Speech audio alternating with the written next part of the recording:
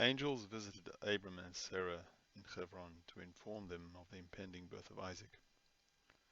Abram had identified a calf for slaughter, but it escaped into the cave of Machpelah, where he discovered the underground water that flows to Jerusalem. 37 years later, and immediately after Abram withheld Isaac from becoming the burnt offering at Jerusalem's Mount Moriah, Abram bought the cave of Machpelah to bury Sarah, who had passed away in their absence. Hebron's water flows under Mount Moriah, downhill to the Gihon spring. This mapped excavation dates back to the early Middle Bronze Age. On a high ridge immediately above the spring, overlooking the valley floor, 4 rooms carved out of bedrock have been discovered. They were once used for processing sacrifices, including one room that contains a perfectly preserved stone matzeva, or monument. More than 100 years ago, explorer Montague Parker mapped the site, but the room containing the matzeva adjacent to Area G was left undiscovered. The large rectangular area is presently being uncovered to expose, for the first time in more than 3,000 years, these underground discoveries for visitors to the city of David. The area of most significant interest lies immediately behind and west of Area G. The crack that appeared in the ground led city officials to declare the area unsafe and order the excavation of this site to proceed.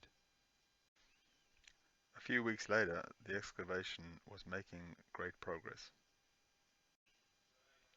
Then the discovery of the wall Montague Parker had mapped as Area B, as the excavation approached a depth of 1.5 meters from the bedrock below.